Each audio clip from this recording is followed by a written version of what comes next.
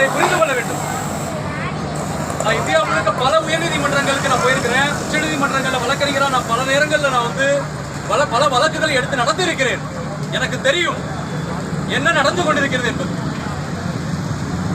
உலக நாடுகள்ல, அமெரிக்கால, யூரோப்ல, சீனால, உலக வல்லரசு நாடுகள்ல அந்தந்த மாகாண மொழிகள், அந்தந்த நாட்டின் மொழிகளை அவர்கள் நீதிமன்றத்தில் வழக்காடு மொழியா பயன்படுத்திக் கொண்டிருக்கிறார்கள்.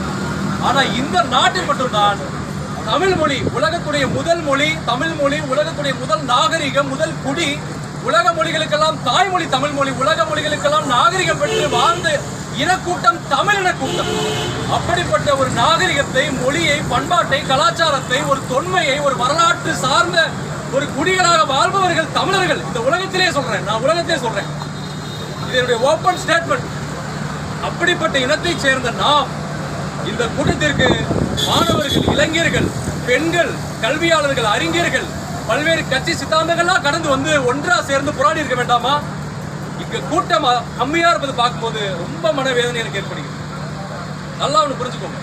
எல்லா உயர்நீதிமன்றங்கள், நான் கேரளா ஹைகோர்ட் போயிருக்கேன், மத்திய பிரதேஷ், மகாராஷ்டிரா, கர்நாடகா, ஆந்திர பிரதேஷ், எல்லா மாநில உயர்நீதிமன்றங்கள் நான் போயிருக்கிறேன் தலைநகரத்துல. அங்க ஃபுல்லா பாத்தீங்கன்னா ஆங்கிலத்தையும் கடந்து அவன் மொழியில பேசுறான். கன்னடத்தில் பேசுகிறார்கள், தெலுங்கில் பேசுகிறார்கள், மலையாளத்தில் பேசுகிறார்கள், அந்தந்த மாநிலத்தின் தாய்மொழியில் மராத்தியில பேசுறாங்க, குஜராத்தில பேசுறாங்க, எல்லா மொழிகளையும் பேசக்கூடிய சூழல் அங்க இருக்கிறது. அதற்கான ஸ்பேஸ் இருக்கு. ஆனா தமிழ்நாட்டில் மட்டும்தான் நீ தமிழில் பேசவே கூடாது, நீ ஆங்கிலத்தில் மட்டும்தான் வழக்காட வேண்டும் என்று கூறுவது என்பது இது ஒரு மிகவும் ஒரு இன்டைரக்டான ஒரு நவீன ஒடுக்குமுறை என்பதை தமிழர்கள் தயவு செய்து புரிந்து கொள்ள வேண்டும். தமிழர்கள் தயவு செய்து புரிந்து கொள்ள வேண்டும். இது ஒரு நவீன ஒடுக்குமுறை, இது ஒரு லிங்குவிஸ்டிக் ஜெனோசைட். நம்ம மொழியை அழிக்கக்கூடிய ஒரு முயற்சி என்பதை நீங்கள் புரிந்து கொள்ள வேண்டும். ஏன்னா நான் எல்லா மாநிலங்களும் போகும்போது ஆங்கிலத்தில் பேசுகிறார்கள். சப்போஸ் ஆங்கிலத்தை அவனால சரளமா பேச முடியலன்னா அவன் தமிழ்ல பேசுறான், அதுக்கான ஸ்பேஸ் இருக்கு. இங்கு அந்த நிலை இல்லை என்பது மிகவும் வேதனைக்குரியது. தமிழ் மொழியிலிருந்து தான் கன்னடம் வருது, மலையாளம் வருது, தெலுங்கு வருது, எல்லா மொழியிலும் வருது. ஆனா அந்த மொழியை அந்த உயர்நீதிமன்றத்தை பேச முடியுது. ஆனா எல்லா மொழிகளுக்கும் தாயா இருக்கக்கூடிய தமிழ் மொழி இருக்கக்கூடிய உயர்நீதிமன்றத்துல அந்த உயர்நீதிமன்ற பேர் கூட தமிழ் அல்ல. மெட்ராஸ் ஹைகோர்ட் நீ சொல்ற, நீ சென்னை உயர்நீதிமன்றம் கூட நீ சொல்லு, தமிழ்நாடு உயர்நீதிமன்றம் நல்லவா சொல்லணும். யோசிச்சு பாருங்க. நீங்க இது ஒரு ஜனநாயக கோரிக்கை. இது ஒரு என்ன சொல்றதுன்னா ஒரு ஒழுக்கமான முறையில தான் இந்த போராட்டம் நடந்துட்டு இருக்கு. ஒரு அறம் சார்ந்து இந்த போராட்டம் நடந்துட்டு இருக்கு. அப்ப ஒரு ஜனநாயக முறைப்படி, ஒரு அறிவு சார்ந்து, ஒரு கல்வி சார்ந்து என் மொழியை பாதுகாக்க நான் பேசுவது என்பது தவறா? இதை தயவு செய்து எல்லாரும் புரிஞ்சுக்கணும். தமிழ் மொழியை அளித்தால், தமிழ் இலக்கியத்தை அளித்தால், தமிழ் பண்பாட்டை அளித்தால், தமிழ் கலாச்சாரத்தை அளித்தால், தமிழ் நிலத்தை அளித்தால், தமிழுடைய அனைத்து சான்றுகளையும் வரலாற்று தொன்மையும் அளித்தால் அந்த இனமே அழிந்துவிடும் என்பது ஏன் இன்னும் யாருக்கும் புரியல? ஏன் மக்களுக்கு புரியல? ஏன் தமிழ் வழியில் படித்த இன்று வழக்கறிஞராக, நீதிபதிகளாக, IAS, IPS, ஜட்ஜா, போலீஸ் டிபார்ட்மெண்ட் இருக்கக்கூடிய அனைவருக்கும் ஏன் புரியவில்லை?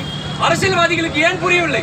உன் மொழியை அளித்தால் உன் இனமே அழிந்துவிடும் என்ற இந்த ஒரு அடிப்படை புரிதல் கூட இந்த தமிழ் சமுதாயத்தில் இல்லை என்பது மிகப்பெரிய வேதனையாக இருக்கிறது. எல்லா சமுதாயமும் நான் பார்த்திருக்கேன். இந்தியா முழுக்க தேசிய இனங்கள், பஞ்சாப்ல இருந்து காஷ்மீர்ல இருந்து கன்னியாகுமரி வரை எல்லா இடத்துக்கும் நான் போயிருக்கேன். எல்லா மக்களுக்கும், எல்லா தேசிய இனங்களுக்கும் அவன் மொழி மேல, அவன் தேசிய இனத்தின் மேல ஒரு பற்று இருக்கு. ஆனா இந்த நாட்டுல மட்டும்தான் தான் மொழி மேலையும் தான் தேசிய இனத்தின் மீது கொஞ்சம் கூட பற்று இல்லாம இந்த மக்கள் இருப்பது என்பது மிகப்பெரிய வேதனைக்குரிய விஷயம். இது ஒரு வெட்கக்கேடு, இது ஒரு அசிங்கம் என்னை பொறுத்தவரை. அப்ப இன்னொரு விஷயம் நான் சொல்றேன், வரலாற்றுப்படியே பேசுவோம். வரலாற்றுப்படி ஒரு பதிவு நான் செய்ய விரும்புறேன். தமிழர்கள், நீங்க ஹரப்பன் சிவிலைசேஷன், சிந்து சமவெளி நாகரிகத்தை எடுத்து பார்த்தா கூட தமிழர்கள் கன்னியாகுமரியிலிருந்து லெமூரியா காண்டம், அது ஒரு தனி கதை. இந்தியா முழுக்க பரவி தமிழர் வாழ்ந்திருக்கிறார். பாரத நாடு பைந்தமிழர் நாடுன்றத பாபா சாஹிப் டாக்டர் BR அம்பேத்கர் அவர்களை ஏத்துக்கிட்டாரு. அம்பேத்கர் என்ன சொல்றாரு? அவருடைய ஆய்வு கட்டுரையில சொல்றாரு, இந்தியாவை ஆளக்கூடிய, இந்தியா முழுக்க பரவி வாழ்ந்து இந்தியாவை உரிமை கொண்டாடக்கூடிய ஒரே உரிமை பெற்ற இனம் என்றால் அது தமிழ் இனம் என்று பாபா சாஹிப் டாக்டர் BR அம்பேத்கரை பதிவு பண்ணியிருக்காரு. உலக பெரும் மாமேதை, உலக பெரும் புரட்சியாளர், அவரே பதிவு பண்ணியிருக்காரு. அவரை விட ஆக சிறந்த அறிவாளி இந்த உலகத்தில் யார் இருக்கா? அவரே சொல்லியிருக்காரு. அப்ப நாகர்கள், நாகர்கோவில், நாகாலாந்து, நாக்பூர், நாகாலாந்து, இதெல்லாம் நாகன என்னது? நாகர்கள் பூர்வீக தமிழர்கள். திராவிட மொழி குடும்பத்தில் மூத்த மொழி தமிழ் மொழி. இந்தியா முழுக்க பரவி வாழ்ந்த இனம் தமிழினம், தமிழர்கள். இந்த புயல் கூட இப்ப இருக்கக்கூடிய இளைஞர்களுக்கு, மாணவர்களுக்கு, தமிழ் வழியில் வாழ்ந்து தமிழை பயன்படுத்தி முன்னேறி தமிழை வைத்து சம்பாதிப்பவர்களுக்கு, தமிழால் முன்னேறியவர்களுக்கு இல்லை என்பது மிகப்பெரிய வேதனைக்குரிய ஒரு விஷயம். நாம் இங்கு சண்டை செய்ய வரவில்லை. நாம் இங்கு யாரோடும் வந்து பெரிய பிரச்சனையவோ இல்ல தேவையில்லாத விஷயங்கள் செய்ய வரவில்லை. ஒரு ஜனநாயக முறைப்படி என் மொழியின் உரிமையை தான் நான் கேட்கிறேன். இதுல என்ன தவறு இருக்கிறது? எந்த தவறுமே கிடையாது. அப்ப வரலாற்றுப்படியும் தமிழ் மொழி மூத்த மொழி, தமிழினம் மூத்த இனம், தமிழர்கள் மூத்த இனம் எல்லாமே வந்து தமிழ் சார்ந்துதான் அந்த இந்தியாவில் கட்டமைக்கப்பட்டிருக்கு.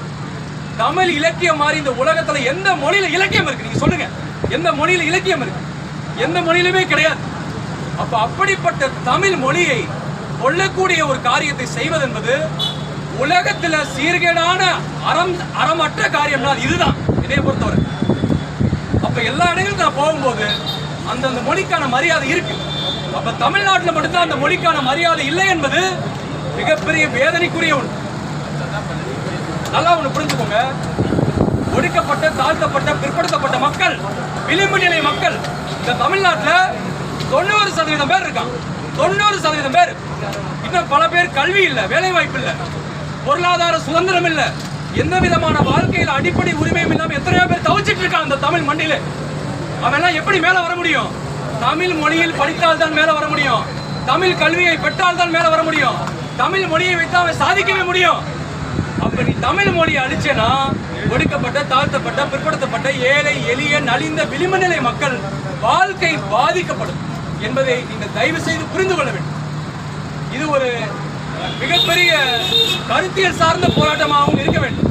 அப்ப நம்ம என்ன மாதிரியான விளிம்புகளை எடுத்துக்கொள்ள வேண்டும் இந்த போராட்டத்தில்? ஒழுக்கம், ஜனநாயகம், முற்போக்கு சிந்தனை, பகுத்தறிவு, கல்வி, அடுத்து மாணவர்கள், இளைஞர்